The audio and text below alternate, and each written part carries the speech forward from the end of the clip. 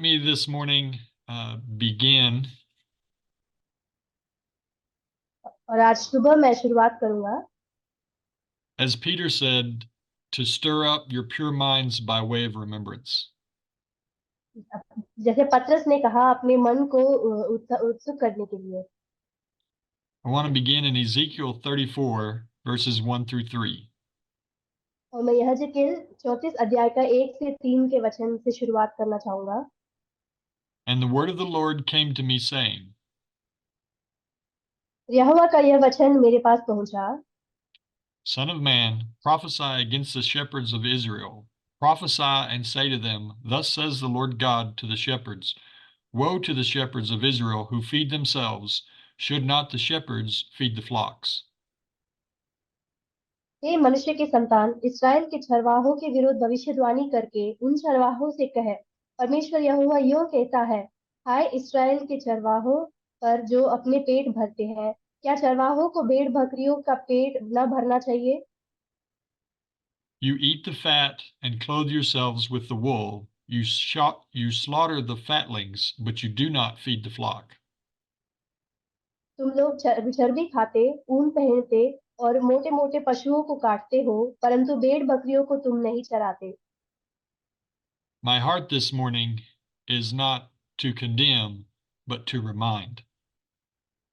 आज मेरा दिल आप सबको डांटने के लिए नहीं, लेकिन याद दिलाने के लिए है। Pastors who do not feed the flock of God are rejected by God. जो पासवान अपनी भेड़ों को चराते नहीं, वो परमेश्वर के द्वारा दंड के लिए है। In addition to Ezekiel, there is also John 21, verses 15 through 17. और यह यहेजकेल के साथ साथ यूहन्ना 21 का 15 से 17 वचन में भी लिखा है। So when they had eaten breakfast, Jesus said to Peter, Simon, son of Jonah, do you love me more than these? And he said to him, Yes, Lord, you know that I love you. And he said to him, Feed my lambs. भोजन करने के बाद यीशु ने शमौन पतरस से कहा, हे शमौन यूहन्ना के पुत्र, क्या तू इनसे बढ़कर मुझसे प्रेम रखता है? उसने उनसे कहा, हाँ प्रभु, तू तो जानता है कि मैं तुझसे प्रीति रखता हूँ। उसने उससे कहा, मेरे मेमनों को चरा। He said to him again a second time, Simon, son of Jonah, do you love me? And he said to him, Yes, Lord, you know that I love you. And he said to him, Tend my sheep.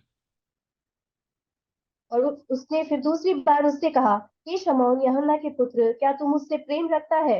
उसने उससे कहा, हाँ प्रभु, तू जानता है कि मैं तुझसे प्रीति रखता हूँ। उसने उससे कहा, मेरी भेड़ों की रखवाली कर। And he said to him a third time, Simon, son of Jonah, do you love me? Peter was grieved because he said to him the third time, Do you love me? And he said to him, Lord, you know all things. You know that I love you. And Jesus said to him, Feed my sheep. उसने तीसरी बार उससे कहा, हे शमौन यूहन्ना के पुत्र, क्या तू मुझसे प्रीति रखता है? पतरस उदास हुआ कि उसे तीसरी बार ये ऐसा कहा, क्या तू मुझसे प्रीति रखता है? और उससे कहा, हे प्रभु, तू तो सब कुछ जानता है, तू यह जानता है कि मैं तुझसे प्रीति रखता हूँ। यीशु ने उससे कहा, मेरी भेड़ों को चरा। The primary way that Jesus asked Peter to demonstrate his love for Jesus was to feed his sheep. और जो मुख्य सवाल यीशु ने अपने चेले से पूछा, वो है कि तू मेरी भेड़ों को चराता है कि नहीं? As pastors, sometimes we get caught up in all the busy work and paperwork. हम पासवान होने के नाते कई व्यस्त बातों में फंस जाते हैं। But we need to remember that our primary mission is to nourish the master's flock. लेकिन हमें याद रखना है कि हमारा मुख्य काम हमारे भेड़ों को चराना है।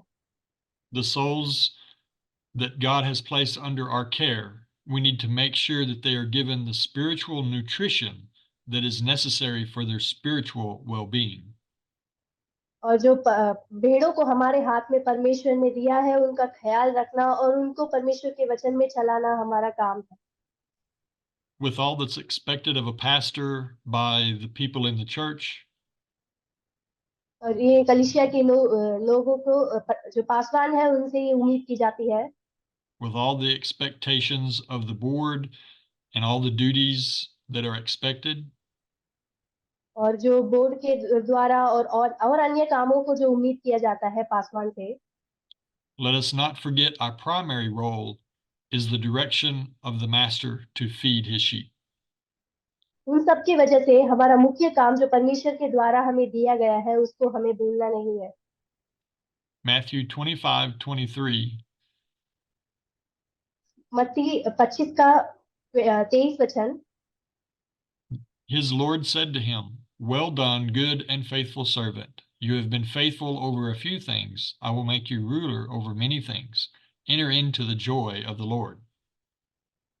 उसके स्वामी ने उससे कहा, धन्य हे अच्छे और विश्वास योग्य दास, तू थोड़े में विश्वास योग्य रहा, मैं तुझे बहुत वस्तुओं का अधिकारी बनाऊंगा, अपने स्वामी के आनंद में सहभागी हो।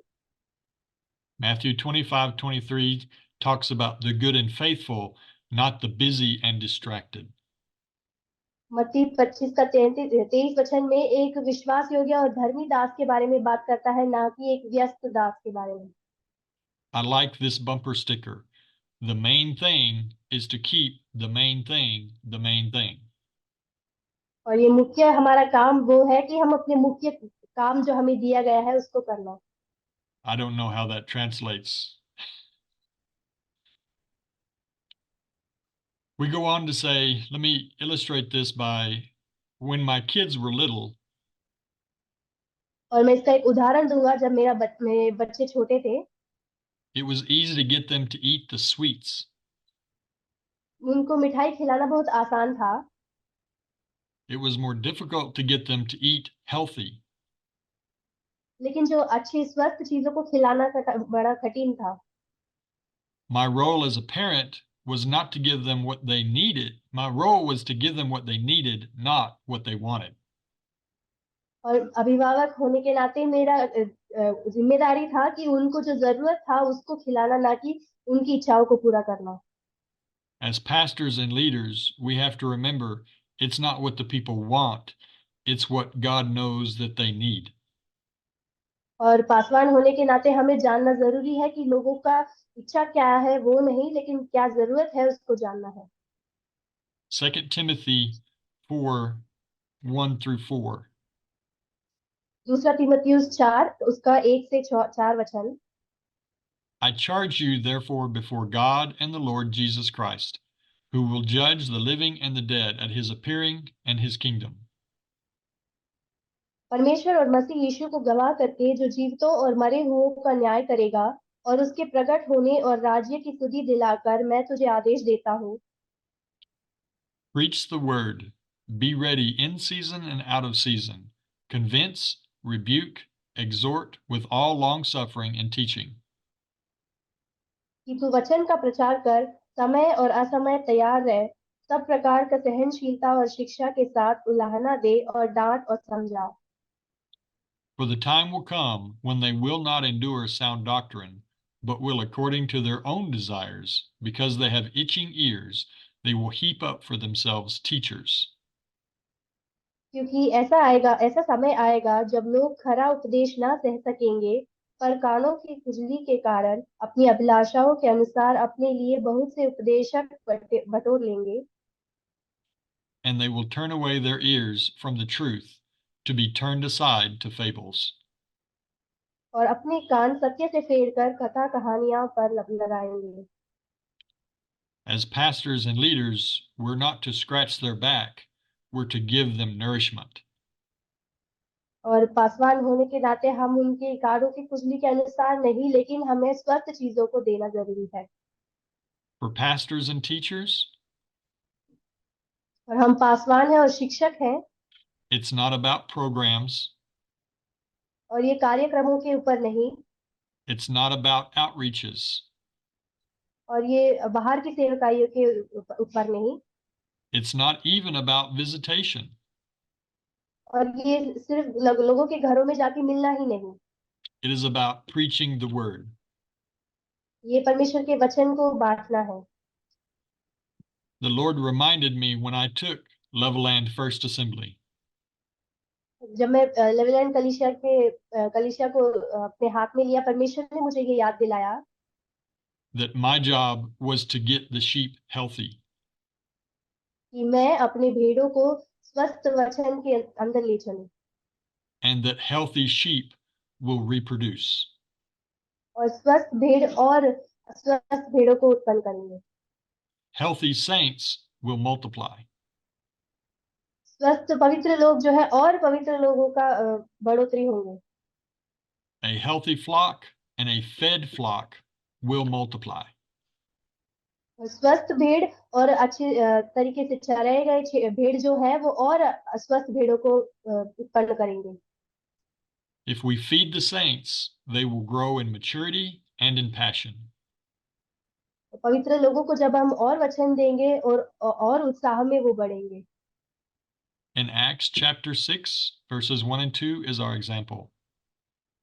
प्रेरित तो 6 उसका 1 और 2 में वो एक हमारे लिए एक उदाहरण है। It says, Now in those days, when the number of the disciples was multiplying, there arose a complaint against the Hebrews by the Hellenists, because their widows were neglected in the daily distribution. और उसमें ऐसा लिखा है कि उन दिनों में जब चेलों की संख्या बहुत बढ़ने लगी, तब यूनानी भाषा बोलने वाले इब्रानी भाषा बोलने वालों पर कुड़कुड़ाने लगे कि प्रतिदिन की सेवकाई में हमारी विधवाओं की सुधि नहीं ली जाती। Then the 12 summoned the multitude of the disciples and said, It is not desirable that we should leave the word of God and serve tables. तब उन 12 ने चेलों की मंडली को अपने पास बुलाकर कहा, यह ठीक नहीं कि हम परमेश्वर का वचन छोड़कर खिलाने पिलाने की सेवकाई में रहें। This is where deacons and volunteers are brought in. और यहाँ पर जो डीकन्स और वॉलंटियर्स हैं जो उनको सेवकाई में लिया जाता है। Deacons should lift the load, not add to it. और जो सभा के मुख्य है वो भेड़ों की अगुवाई करना चाहिए। Even in my church, I'm having to change the thinking so that it's not all on the pastor, but I can delegate duties to the deacons so that they can serve others.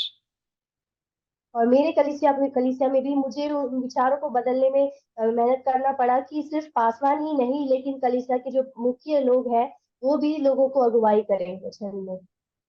Because we see the result in Acts chapter 6, verse 7. क्योंकि हम प्रेरितों 6 का 7वें वचन में उसका प्रतिफल को देखते हैं। It says, Then the word of God spread, and the number of the disciples multiplied greatly in Jerusalem. और उसमें लिखा है कि परमेश्वर का वचन फैलता गया और यरूशलेम में चेलों की गिनती बहुत बढ़ती गई। When proper delegation happens, there is lots of health. और जब सेवकाई को विभाजित करके दिया जाता है तो सेवकाई बढ़ने लगता है। So it's about, Thus saith the Lord. और इसीलिए परमेश्वर ऐसा कहता है। Not about visitation or board meetings. ये सिर्फ लोगों से मिलना या बोर्ड मीटिंग ही नहीं। Not about capital projects or maintenance projects. बड़े बड़े सेवकाई या मेंटेनेंस के प्रोजेक्ट में ही। It's about preaching the word. ये परमेश्वर के वचन को बांटने के ऊपर है। Yes, those other needs need to be tended to, बाकी जरूरतों के भी पूरा करना हमारे लिए जरूरी है। but we have to guard ourselves and our time in the word and in prayer. लेकिन हमें अपने आप को ध्यान रखना जरूरी है और परमेश्वर के वचन और प्रार्थना में बढ़ना जरूरी है। We have to stay attached to the vine. और परमेश्वर के वचन में लगे रहना हमें जरूरी है। Delegate visitation, delegate buildings and bills.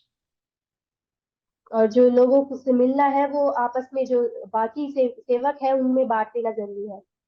Live in the word, breathe the word, proclaim the word. परमेश्वर के वचन में जीना, उसको बांटना और लोगों के और फैलाना। And the church will grow. और कलीसिया बढ़ेगा। George O. Wood, former superintendent of the U.S. Assemblies of God, said, US assemblies of God के पिछले सुपरिटेंडेंट जॉर्ज वुड ने इस तरह कहा, If you do not spend a significant amount of your time in Bible preparation, जब आप मुख्य समय को परमेश्वर के वचन में व्यतीत ना करेंगे तो you will not feed your flock. आप अपनी भेड़ों को अच्छी रीति से चरा नहीं पाएंगे। And if the flock is not fed, और आपकी भेड़ अच्छी रीति में नहीं चराए जाएंगे, they will start eating you and their fellow church members. वो आपको और आपकी कलीसिया के और सदस्यों को खाने लगेंगे। I believe that a significant problem, at least with the American church, और मैं ऐसा विश्वास करता हूँ कि एक मुख्य समस्या खासकर जो अमेरिकन कलीसियाओं में है, is that we have spent more time sharing opinions and stories कि हम एक दूसरे के विचार और दूसरे की कहानियों को हम बांटते रहे, than proclaiming the word of God. तो इससे बढ़कर कि परमेश्वर के वचन को बांटना। Our flocks suffer from a lack of spiritual nutrition, और इस वजह से आत्मिक उन्नति और आत्मिक बढ़ोतरी की कमी हमारी कलीसिया में पड़ने लगी, which leads to deformed spiritual fruit and weak spiritual armor. और इसीलिए आत्मिक फल की कमी हो जाती है और आत्मिक जो हत्या है उसको उसकी कमी हो जाती है। In the 1700s, the British Navy suffered from scurvy. और 1700 शताब्दी में हमारे ब्रिटिश जो आर्मी है वो हमारी इसमें आई, It's a deficiency of the vitamin C. और वो विटामिन सी का एक कमी था। Once the cure was found, और जब उसकी दवाई मिली, the British Navy gave sailors limes and lemon juice rations to get rid of the disease. और ब्रिटिश जो यात्री थे उन्होंने लाइम, नींबू और अन्य अन्य चीजों को दिया उन बीमारी को दूर करने के लिए। That's how they got the nickname limeys among American sailors. और इसीलिए अमेरिकी यात्रियों के बीच में उनका ब्रिटिश यात्रियों का नाम लाइमी दिया गया था। Too many of the church's issues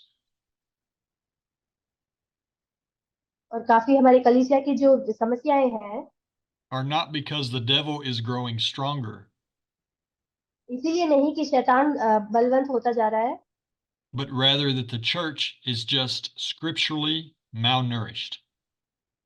लेकिन इसीलिए है कि परमेश्वर का जो कलीसिया है वो वचन में कमजोर होती जा रही है। 2 Timothy 3:16 and 17. दूसरा तीमुथियुस 3 का 16 और 17 में लिखा है, All scripture is given by inspiration of God and is profitable for doctrine, for reproof, for correction, for instruction in righteousness. संपूर्ण पवित्र शास्त्र परमेश्वर की प्रेरणा में रचा गया है और उपदेश और समझाने और सुधारने और धर्म की शिक्षा के लिए लाभदायक है, That the man of God may be complete, thoroughly equipped for every good work. ताकि परमेश्वर का जन सिद्ध बने और हर एक भले काम के लिए तत्पर होते जाए। Scripture is nourishment to the spirit, soul, and body. जो परमेश्वर का वचन है वो हमारे लिए स्वस्थता लाता है, हमारे शरीर, प्राण और आत्मा के लिए। If you ask any athlete, they will tell you nutrition is very important. अगर आप किसी भी खिलाड़ी से पूछेंगे तो वो कहेंगे कि स्वस्थता शरीर के लिए कितना महत्वपूर्ण है। Garbage in, garbage out. अस्वस्थ चीजों को खाएंगे तो अस्वस्थ चीजें ही बाहर आएगी। Psalm 107:18 through 20. भजन संगीता 107 का 18 से 20 वचन में लिखा है, Their soul abhorred all manner of food, and they drew near to the gates of death. उनका जी सब भांति के भोजन से मिचलाता है और वे मृत्यु की फाटक तक पहुंचते हैं। Then they cried out to the Lord in their trouble, and he saved them out of their distresses. तब वे संकट में यहोवा की दुहाई देते हैं और वह सकेती से उनका उद्धार करता है। He sent his word and healed them and delivered them from their destructions.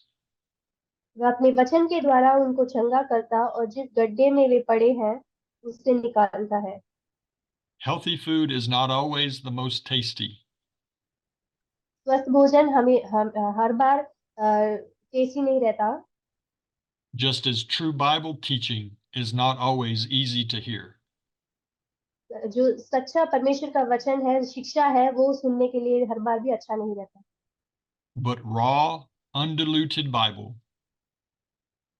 लेकिन जो सत्य वचन है will ward off and solve more church issues वो कलीसिया में जो समस्याएं हैं उनको दूर करेगा, than good stories and good programs will ever fix. जो कथा कहानियां हैं जो और अन्य कार्यक्रम है उससे भी बढ़कर। Hebrews chapter 4 verses 11 and 12. इब्रानियों 4 का 11 और 12 वचन में लिखा है, Let us therefore be diligent to enter into that rest, lest anyone fall according to the same example of disobedience.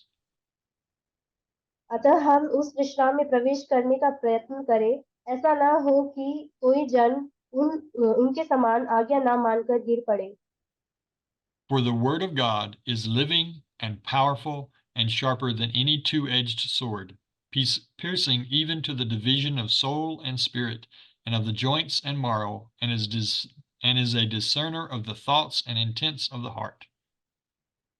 क्योंकि परमेश्वर का वचन जीवित और प्रबल और हर एक दोधारी तलवार से भी बहुत चौका है और प्राण और आत्मा को और गांठ गांठ और गूदे गूदे को अलग करके और आर पार छेदता है और मन की भावनाओं और विचारों को जानता है। As pastors and as those that love Jesus, और पासवान और जो परमेश्वर से प्रेम करते हैं, let us make sure that we are setting a good table for the Lord. हम इस बात को याद रखें कि परमेश्वर के लिए एक अच्छे मेज को तैयार करें। A healthy scriptural diet will lead to healthy Christians. एक स्वस्थ भोजन जो वचन पर आधारित है वो मसीह लोगों को दे। Let us follow the admonition of the great shepherd and feed his sheep. और जो महान चरवाहा है उसके अनुसार हम उसकी भेड़ों को चराएं And watch as the healthy saints of God mature and begin to storm the gates of hell. और हम ऐसा करते हुए उन बातों को ध्यान रखें कि हम किस तरह से पर पवित्र लोगों का परमेश्वर तक पहुंचाए। By God's grace and by the revelation of the Holy Scriptures, और परमेश्वर के अनुग्रह के द्वारा और वचन के प्रकाशन के द्वारा I believe that the church will become the healthy, unwrinkled, spotless bride that Jesus is coming for. मैं विश्वास करता हूँ कि जो कलीसिया है वो स्वस्थ और बेदाग कलीसिया जो परमेश्वर के आने के यीशु मसीह के आने के इंतजार में है वो बन जाए। In a day where deception is rampant, let the light of God's word keep us on track. और ऐसी दुनिया जहां आजकल धोखेबाजी भरा हुआ है वहां परमेश्वर का वचन जो एक प्रकाश के रूप में है वो हमें बचाए रखे। Like a lighthouse, the scriptures will keep us off the rocks of confusion. एक रोशनी के समान परमेश्वर का वचन उन परिस्थितियों से हमें बचा के रखेगा। I want to say a prayer. मैं एक प्रार्थना आपके लिए करूंगा। Father, I pray that you and the Holy Spirit will prepare a banquet that is not filled with foolish things. पिता मैं प्रार्थना करता हूँ कि आप हम एक मेज को तैयार करें जिसमें मूर्ख चीजें नहीं, But God, as pastors, that we would supply those that you have given us with healthy, nutritional, spiritual food. लेकिन पासवान होने के नाते हम अपने लोगों को एक स्वस्थ भोजन वचन के आधारित पर हम देने पाए। God, I want to be faithful to feed your sheep. और प्रभु मैं विश्वास योग्य रहने पाऊँ कि आपकी भेड़ों को अच्छी तरह चराए पाऊँ। Help all of us as leaders and pastors to be diligent in the word. और हम सब पासवानों और अगुवाओं को आप मदद करें कि हम आपके वचन में अगुवाई करें Don't let us neglect our duty. और अपने कामों को हम तुच्छ न जानने पाए। Convict us, reprove us, correct us. हमें प्रभु याद दिलाए और अगुवाई करे Keep us in the Father's will. और परमेश्वर की इच्छा में हमें बनाए रखे And don't let us forget our duty as pastors. और अपनी जिम्मेदारियों को प्रभु हमें न भूलने में मदद कर। Thank you for letting us carry your word. और धन्यवाद करते हैं प्रभु कि आप हमें आपके वचन को उठाने में मदद करते हैं Thank you for letting us carry your name. धन्यवाद करते हैं कि आप आपके नाम को उठाने में हमें मदद करते हैं। It is in Jesus' name that we pray. Amen. और यीशु मसीह के नाम में हम मांगते हैं, आमीन।